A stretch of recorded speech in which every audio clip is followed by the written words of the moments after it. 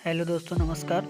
आज के वीडियो में आप सभी को शिक्षा संस्कृति का महत्व का निबंध बताने वाला हूँ। दोस्तों, आप लोग ध्यान से सुनिएगा।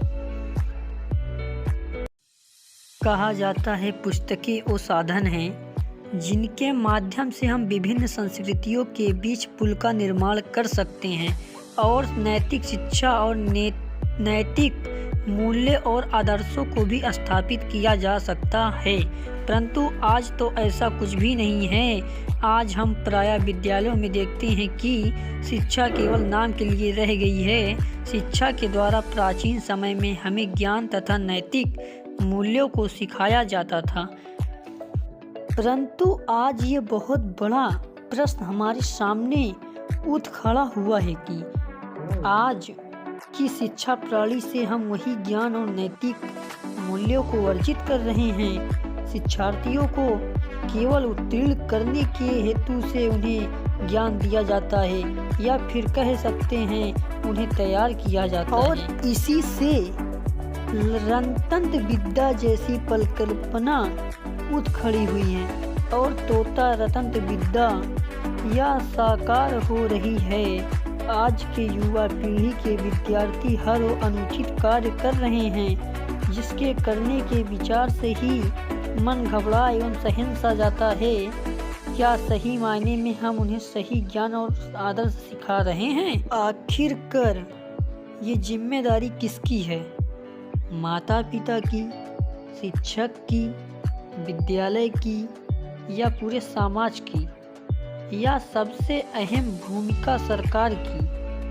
सतर्कता के साथ सदैव कार्यशील भी एवं तत्पर रहना ही हमारे अच्छे भविष्य का निर्माण कर सकती है। हमारे अर्थात सभी एक कामयाब शिक्षा या शिक्षिका और एक कामयाब शिक्षार्थी या शिक्षार्थी की भी अब बात कर लें। नैतिक मूल्यों की तो वो तो कहीं दूर दूर तक नजर ही नहीं आती। एक शिक्षक जिसका नाम श्रवण करते ही हमारे समक्ष समाज का आदर्श, ज्ञान की मूर्ति, विवेक और सहनशीलता से परिपूर्ण, न्यायप्रिय एवं अच्छी समझ रखने वाली एक बेहतरीन इंसान जैसी झलक हमारे आँखों के सामने आती हैं। परंतु आज तो कहीं भी ऐसा दिखाई नहीं देता या मन में विचार नहीं आते। आज के इस कलयुग में शिक्षक की भी परिभाषा बदल गई है। इतने सारे अनैतिक कार्य शिक्षकों के द्वारा किए जाते हैं जिनकी हम कभी परिकल्पना भी नहीं कर सकते हैं, और दोषारोपण केवल आज की शिक्षा प्रणाली एवं समाज और सरकार पर ही किया जाता है। ये कोई हद तक सही भी है, परंतु एक विद्यार्थी के साथ एक शिक्षक को भी अपने आदर्शों का मान रखना चाहिए। शिक्षक नाम के गर्व को बनाए रखना चाहिए। परंतु आज की स्थिति किसी से भी छुपी नहीं है। आज के समाज का दर्पण एक पतल की तरह साक्षात दिखाई देता है और सुनाई भी देता है, लेकिन हम उस पर अमल नहीं करते हैं। बस हो जाएगा, होने दो, हम क्या कर सकते हैं। ये रवैया ठीक नहीं है। शिक्षा में आदर्श और नैतिक मूल्यों की बस खोखली बातें ही रह गई हैं। भ्रष्टाचार, आतंक, असमानता, जातिवाद, सभी का आधार कहीं ना कहीं शिक्षा ही बनती जा रही है। शिक्षा के बल पर दुनिया जीती जा सकती है, परंतु आज की शिक्षा व्यवस्था और उससे जुड़े लोग यह कथन असत्य कर रहे हैं। आजकल घूस, दलाली, चोरी एक खुला व्यापार सब शिक्षा जगत में आसानी से प्रवेश कर चुका है, और हो ना या हो ये कहीं ना कहीं नैतिक मूल्यों की कमी और उसके हनन का ही एक ज्वलंत परिणाम हमारे सामने उभर कर आया है। ज्ञान के नाम पर आज क्या पड़ोस रहे हैं, जिससे आने वाले भविष्य में क्या परिणाम होगा, इसका शायद किसी को अंदाज़ा भी नहीं है, या फिर अंदाज़ा कभी लगाया ही ना गया हो। जरा भी विचार हुआ होता तो शायद कुछ सुधर गए होते। इन सब के भी नैतिक मूल्यों तो कहीं दिखाई ही नहीं पड़ते हैं, परंतु कहते हैं सुबह का भूला अगर शाम को लौट आए तो उसे भूला नहीं कहते। और अभी भी बहुत समय है हमारे पास, हम प्रयास कर बहुत कुछ बदल सकते हैं। अब हमें ज़रूरत है जागरूक होकर शिक्षा के जगत में आगे बढ़ने की।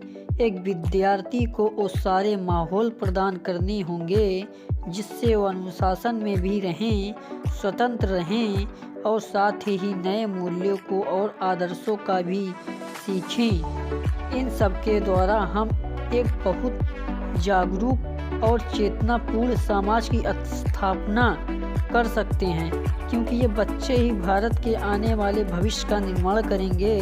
बूंद बूंद से सागर बनता है, वैसे ही एक एक से पूरा समाज और फिर पूरा देश।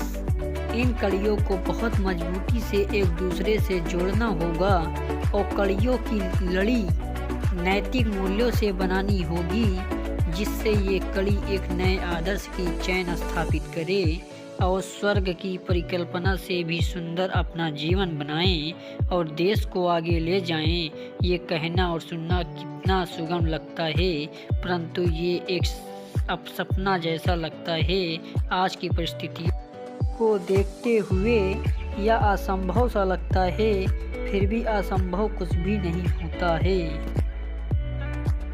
केवल एक मजबूत प्रयास की ज़रूरत है, एक संगठन बनाने की ज़रूरत है और साथ ही अपने आदर्शों को समाज के सामने प्रतिस्थापित कर शिक्षा जगत को नया उजाला प्रदान करने की आवश्यकता है। और ये तभी तक संभव नहीं होगा जब तक माता पिता, शिक्षक, समाज और सरकार अपने रवैये को नहीं बदलेगी, परंतु इसे बदलना ही होगा।